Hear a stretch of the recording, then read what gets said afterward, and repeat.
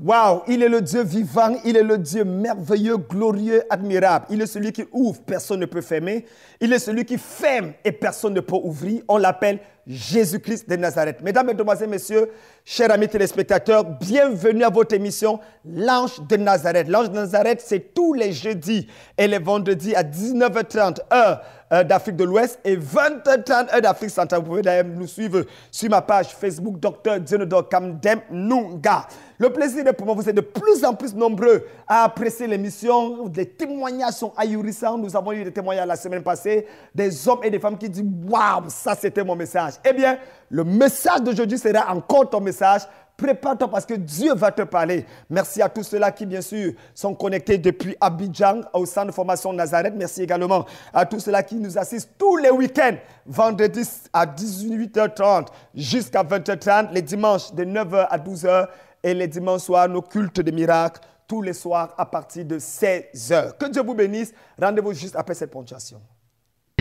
Abidjan en feu pendant 5 dimanches d'affilée, les 2, 9, 16, 23 et 30 septembre, tous les soirs de 16h à 20h. Venez recevoir les richesses du ciel avec le duo de feu, le général des dieux, le prophète Kamdem Dionodor, le Félix des dieux et le hôte, le prophète Steve William, le prince des prédicateurs. Pendant ces 5 dimanches de puissance divine, sous le thème Apocalypso, faire apparaître tout ce qui est à l'origine de tes échecs répétés sera dévoilé, brisé. Mon frère, ma soeur, ne reste pas chez toi. Pendant ces 1 mois de gloire, viens en Cocody, on crée château à 100 mètres de la pharmacie du château pour faire apparaître les révélations cachées. Ne manque pas ce rendez-vous. Infolène 48 96 82 83. Apocalypse, faire apparaître. L'Ange de Nazareth, c'est votre mission. C'est également des moments de messages dangereusement bénissants. Et aujourd'hui, je voudrais parler avec vous sur le passage de 1 Samuel chapitre 17, le verset 26. 1 Samuel chapitre 17, le verset 26. Il est écrit, si vous avez votre Bible, s'il vous plaît, prenez soin de l'ouvrir et de le lire, ou de la lire, autant pour moi. David dit aux hommes qui se trouvaient près de lui, « Que fera-t-on à celui qui tuera ce Philistin et qui ôtera l'opprobre de dessus Israël? Qui est donc ce Philistin, cet incirconcis, pour insulter l'armée du Dieu vivant? » Abragou zege imblaga shaka. David dit aux hommes qui se trouvaient près de lui, « Que fera-t-on à celui qui tuera ce Philistin et qui ôtera l'opprobre de dessus Israël? » Mesdames, Mesdemoiselles, Messieurs, nous avons longtemps, tellement de fois entendu parler sur l'histoire de David et de Goliath. Je suis sûr que vous allez dire, oh, l'homme de Dieu là va encore nous parler. David avait 5 pieds à aller affronter Goliath. Goliath est mort, ou mais le thème Goliath doit mourir. Non. À votre grande surprise, je ne presse pas seulement sur les pierres, je ne parle pas juste du simple fait que Goliath doit mourir, mais aujourd'hui, j'aimerais que nous entretenons sur ce que j'ai intitulé « Que fera-t-on à celui qui a tué Goliath ?» Ou alors, qui va tuer Goliath? Parce que c'est celui qui tue Goliath, c'est celui qui prend la relève. La Bible nous dit qu'il y avait au temps d'Israël la guerre entre les Juifs, les Israélites et les Philistins. Et comme ce fut à l'accoutumée à l'époque, il y a un homme qui s'est levé, qui s'appelait Goliath, qui était le champion des Philistins. Un homme de guerre, un homme qui était habitué à manipuler l'épée, un homme qui était rempli d'audace, de courage, de force, un homme qui était imbattable. À tous ses combats, il donnait KO. Et le peuple d'Israël, c'était d'un côté, et le peuple des Philistins était de l'autre côté, et la vallée les séparait. Entre toi et ton miracle, il y a toujours une vallée qui te sépare. Ce n'est pas le titre de mon message aujourd'hui.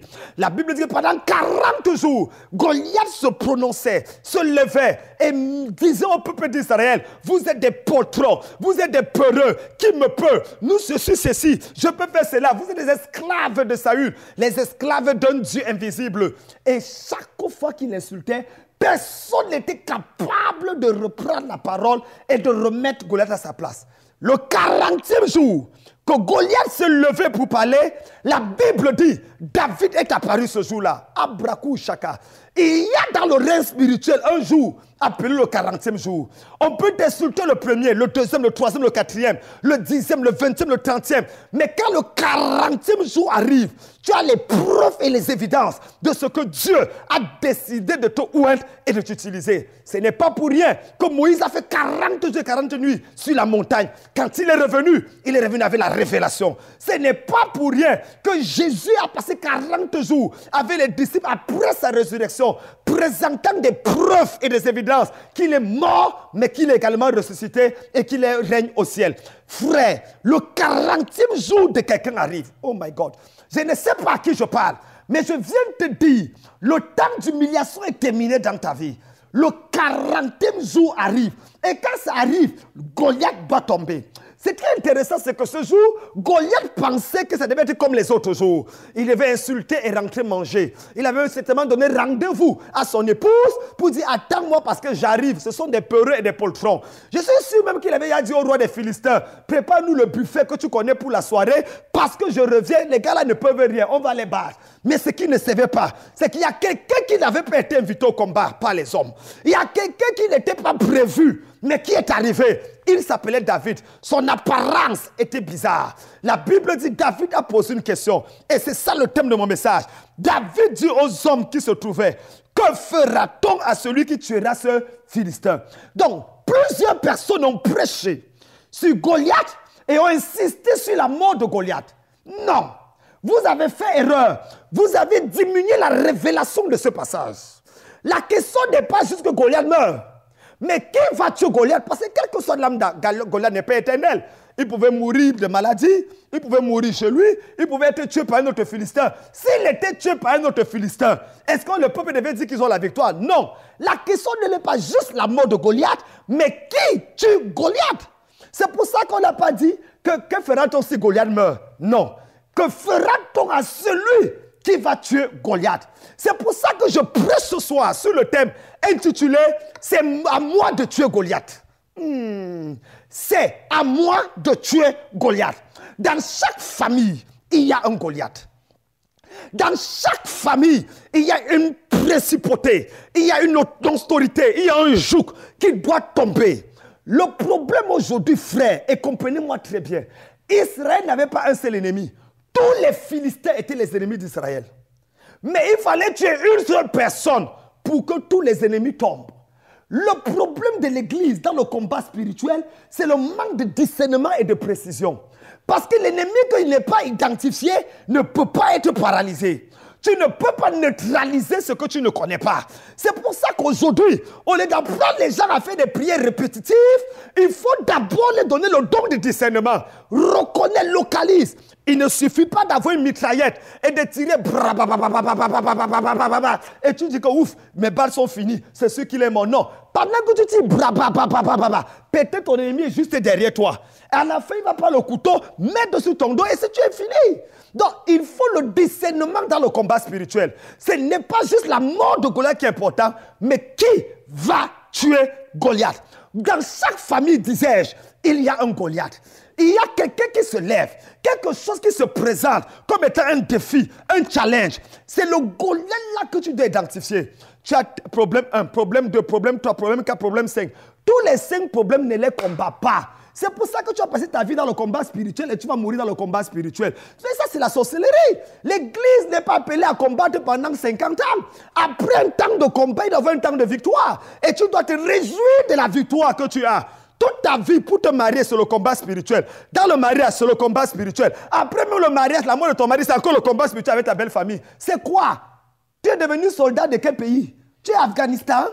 Il faut comprendre une chose. C'est que Jésus a combattu un temps. Et après, il a dit, tout est accompli. S'il n'y a pas un moment dans ta vie où après avoir prié, tu dis, c'est fait. Après avoir jeûné, c'est fait. Après avoir combattu, c'est fait. C'est que c'est toi qui as besoin de délivrance. En fait, on n'a pas besoin de délivrer le diable de ton corps. On a plutôt besoin de délivrer le diable de ta vie. Parce que c'est toi qui embrouilles même Satan dans le processus du combat spirituel. Je vais te dire une chose. C'est que David a su qu'il ne faut pas combattre tout le monde, mais il faut identifier Goliath.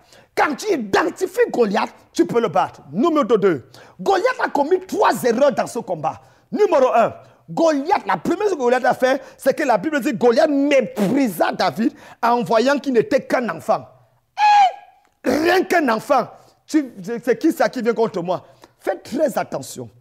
Je me rappelle, j'ai été invité dans une croisade dans un pays et quand je suis arrivé, nous étions 4 orateurs. C'était des gens babus, corrects, des bishops avec le ventre qui a mangé assez de dîmes et qui étaient là. Moi, j'étais là tout petit comme un jeune garçon de 21 ans et je regarde, lorsqu'on venait nous accueillir à l'aéroport, on m'a oublié à l'aéroport.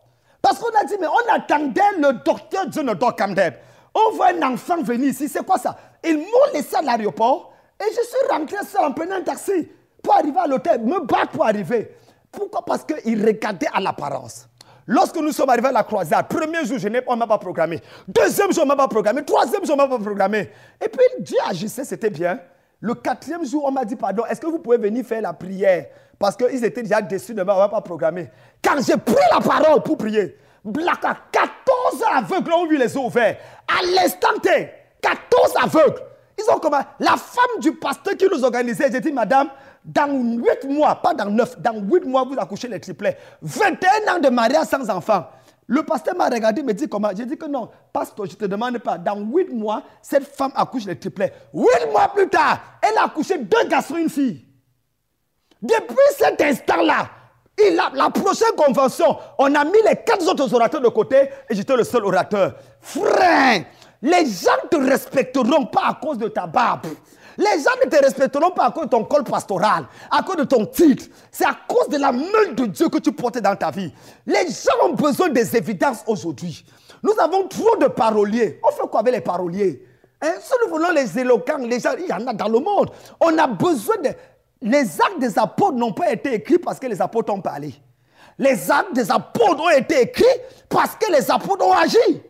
Quelles sont les actions que tu poses qui font en sorte que ton apostolat, ton bishoporal, ton pastoral, ton prophética est établi? S'il n'y en a pas, tu es un usurpateur de titres. Et aujourd'hui, le besoin est là. C'est celui qui tue Goliath, c'est celui-là qui prend la relève. Et Dieu m'a dit de dire à quelqu'un, le Goliath qu'il y a dans ta famille doit tomber. La deuxième chose qui a fait que David, qui me fait dire que David, il a méprisé, Goliath a méprisé David, c'est que Goliath avait un front non protégé. Goliath avait un front non protégé. Tout Goliath que tu vois peut avoir l'armure au niveau du thorax, des pieds, du tibia, tout, mais il y a toujours un front non protégé. Calcule le front et Goliath est à terre. Goliath utilisait l'épée. Il a manipulé l'épée depuis son enfance. David le savait, Saül le savait. Lorsqu'on a donné l'épée à Saül, David dit à Saül, je ne peux pas aller en guerre contre quelqu'un qui est champion dans le maniement de l'épée. Moi, je suis champion dans la pierre. Donne-moi une pierre, tu vas voir. Abrakou, Shaki, Braki. Quand il a pris la pierre, il a compris que la pierre est plus puissante que l'épée. Je ne reviens pas sur ça parce qu'on en parlera. La troisième et la dernière erreur que Goliath a commis, c'est qu'il a commencé à maudire David au nom de ses dieux. Écoutez-moi, frère. Je suis convaincu par A plus B que Goliath aurait battu David. Mais la troisième erreur est catastrophique. Parce que quand David a vu Goliath, il a commencé à dire, tu viens contre moi avec ceci, cela. Et il le maudit au nom de ses dieux. Il le maudit au nom de ses dieux. Ah! Quand il a fait ça, ce que Goliath était en train de faire, c'est de transférer le combat spirituel plus au niveau humain, mais au niveau divin. C'est-à-dire, ce n'était plus la bataille entre David et Goliath, mais c'était la bataille entre le Dieu de David et les dieux de Goliath. En transférant le combat au règne spirituel, la victoire était acquise. C'est la raison pour laquelle chaque fois que quelqu'un parle de ton Dieu, quand quelqu'un dit qu'on va voir ce que ton Dieu va faire, dis Amen. Tu restes tranquille. Parce qu'il vient de défier Dieu. On peut t'insulter, dire n'importe quoi. Mais si un jour ton mari te dit, depuis que tu pars à l'église là, est-ce que ton Dieu va te donner un enfant? Dis Amen. Prépare-toi parce que l'enfant arrive. C'est la même chose qui s'est passée avec Anne et Pénina. Anne, Pénina mortifié Anne. Tu crois que tu vas avoir un enfant, arbre sèche comme ça. Mais elle ne savait pas que plus elle disait ça, plus le miracle devait arriver. Mesdames, mesdemoiselles, messieurs, nous sommes à une période de nos vies où il faut identifier le Goliath et l'arrêter. La première question que David posa, que fera-t-on à celui qui va tuer Goliath? C'est celui qui tue donc Goliath qu'on fait quelque chose dans sa vie. Il ne suffit pas que le sorcier de ton village meure. Qui l'a tué? C'est celui qui l'a tué qui a la récompense. Dans le règne spirituel, tu prends ce que tu as gagné. Tu prends ce sur quoi tu as vaincu. C'est pour ça que Jésus est venu, il a vaincu et il a récupéré en tant que deuxième Adam ce que le premier Adam avait perdu. C'est un principe spirituel. Que fera-t-on à celui qui va tuer Goliath? La deuxième question qu'il pose dans ce verset est qui ôtera l'opprobre sur Israël. C'est l'opprobre, c'est la honte, c'est l'humiliation. Frère, dans une famille, il y a une opprobre. Il y a une humiliation. Il ne faut pas que toute la famille se rassemble pour prier, pour que ça disparaisse. Arrêtons la sorcellerie religieuse. Une seule personne est capable d'arrêter le propre d'une famille. Une seule personne. C'est pour ça que la Bible dit. Parce que quand je parle, les gens me regardent et me disent que c'est à quoi des bibliques là-dedans. Tu n'as pas besoin que toute ta famille croie. Même s'ils sont musulmans. S'il y a un enfant de Dieu là-bas, il peut arrêter la sorcellerie dans la famille. C'est pour ça qu'il y a dans Actes chapitre 16. Crois au Seigneur Jésus et tu seras sauvé, toi et toute ta famille. Il n'a pas dit croyez. Il dit crois, une seule personne et tu seras sauvé, toi et toute ta famille. Donc une seule personne croit et toute la famille est sauvée. Du grec sozo qui parle de délivrer, guéri, béni, enrichi, établi, prospérer, ainsi de suite. Ta foi seule est capable de contaminer, de subjuguer, de détruire tous les jougs diaboliques qu'il y avait dans ta famille et apporter la restauration dans ta vie. Aujourd'hui où je te parle, mais mon père a eu 17 enfants. Je suis le 15e des 17 enfants. Mais sur les 17 enfants, il y a 13 pasteurs. J'étais le premier à croire. Et il y a 30 ans, 13 pasteurs aujourd'hui. Pourquoi? Presque tous nés de nouveau. Parce que j'ai activé ce principe spirituel dans ma vie. Frère, l'opprobre qu'il y a dans ta famille, blakou chaka braka, l'opprobre qu'il y a dans ton foyer, imbre, imbloko, imbrokoto, imbrakata, toute force diabolique qui te tire par derrière pendant que tu vas aller devant, je commande à ça de te lâcher au nom de Jésus. Hey! Je te libère même pas l'écran. La distance n'est pas une barrière. Pendant que je parle, je libère l'onction de Dieu sur ta vie. Je libère la puissance de Dieu dans toi. Je commande à la maladie là de partir. À la paralysie là de partir. Je commande à cette division familiale. Je commande à ce joug d'oppression, de mort prématurée, de pauvreté abjecte qu'il y a sur ta vie et ta famille. Libère au nom de Jésus. Libère au nom de Jésus. Où allons-nous? Et c'est avec ça, parce qu'il faut savoir le Goliath. La troisième question, il a dit que non seulement que feront-on à celui qui va tuer Goliath, deux, qui enlèvera le propre dessus d'Israël, et trois, qui est donc cet incirconcis de Philistins? Ah, c'est la troisième là qui me touche. Pour insulter l'armée du Dieu vivant. Frère, ma soeur, qui est cette maladie qui depuis que tu as cru ne veut pas partir? C'est quoi ce célibat têtu qui fait que les frères ne te donnent plus les rêves de mariage, mais sont les cauchemars du mariage? C'est quelle histoire ça? Quelle est cette stérilité qui veut défier la parole de Dieu? Qui dit que la femme stérile enfantera 7 fois. Et jusqu'à là, tu es déjà à 7 fausses couches. C'est quoi? Tu as le doctorat en fausses couches? C'est quelle histoire? Qui est cet incirconcis des Philistins? Je suis choqué quand je vois les chrétiens aujourd'hui faire l'apologie de la pauvreté. Je suis choqué quand je vois les chrétiens aujourd'hui faire l'apologie de la maladie. On m'a attaché au village. Qui t'a attaché? On peut attacher Jésus? Ah, ma vie est bloquée par là. C'est parce que tu le permets. Lève-toi, esprit. Lève-toi et sois éclairé. Laisse la vérité de la parole pénétrer ton âme. Et laisse la puissance du Saint-Esprit briser les chaînes de ta vie. Il n'y a aucun sorcier à Abidjan. Il n'y a aucun sorcier en Afrique qui peut me parler fort. Je le tue. Qui l'a accouché? Ah! J'ai le permis de tuer dans le monde spirituel. Je ne blague pas. Et je parle, je sais qu'il me regarde. Toute personne qui s'est levée dans ta famille pour dire et a frappé la main sur la poitrine, pour dire qu'aucun enfant de ta main ne réussira.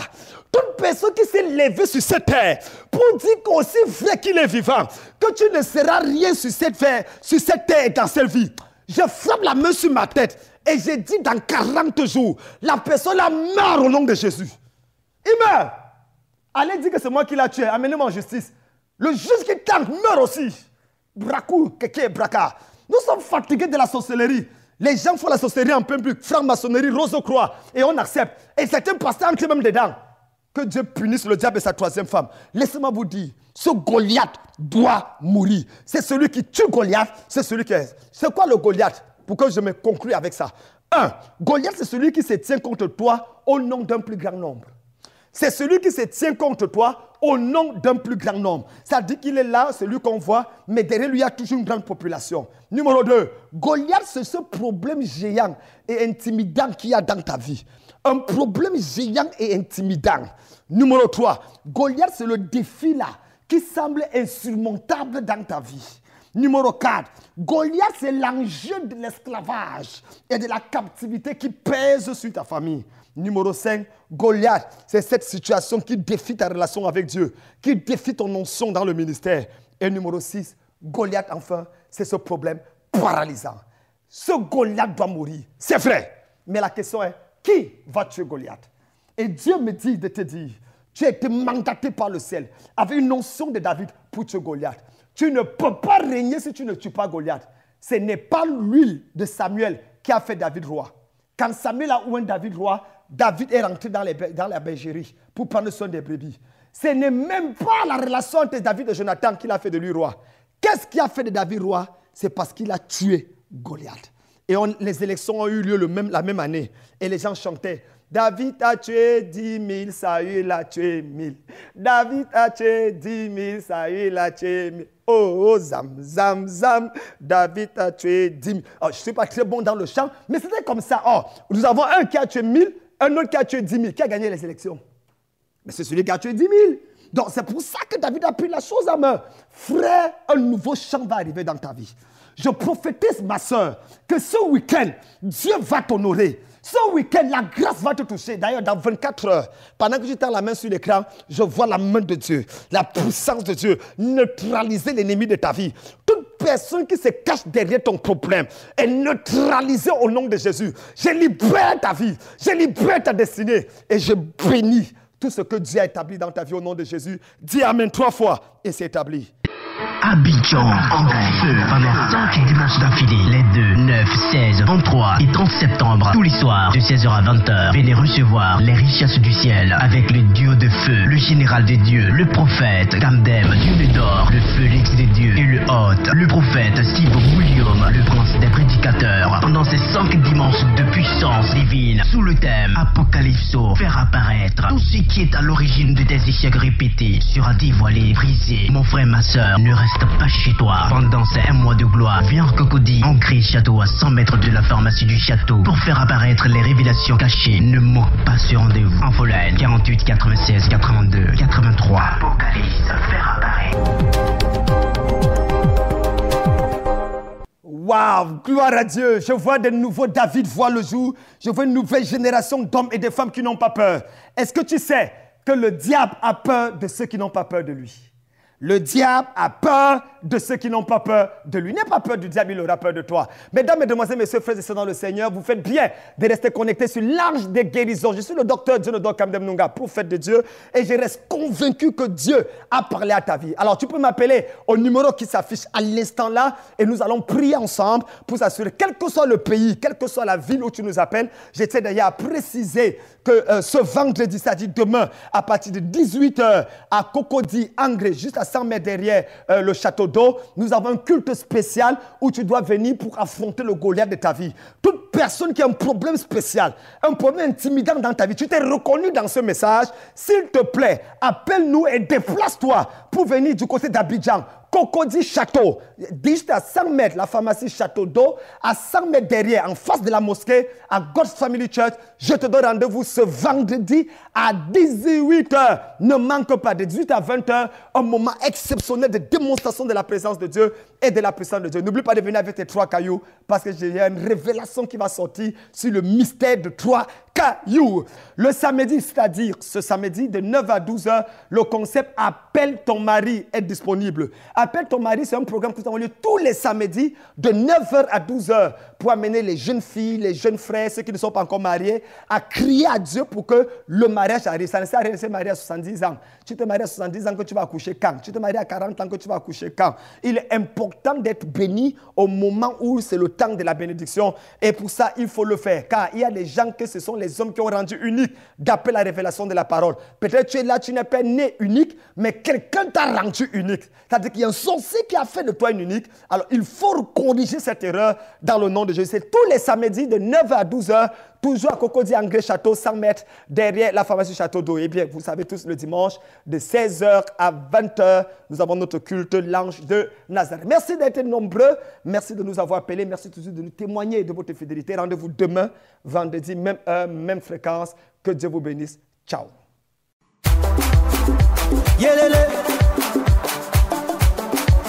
Alléluia. Que tous ceux qui respirent louent le Seigneur Jésus-Christ de Nazareth. On y va. L'Éternel conduit son peuple haut. Il n'y avait pas des dieux étrangers.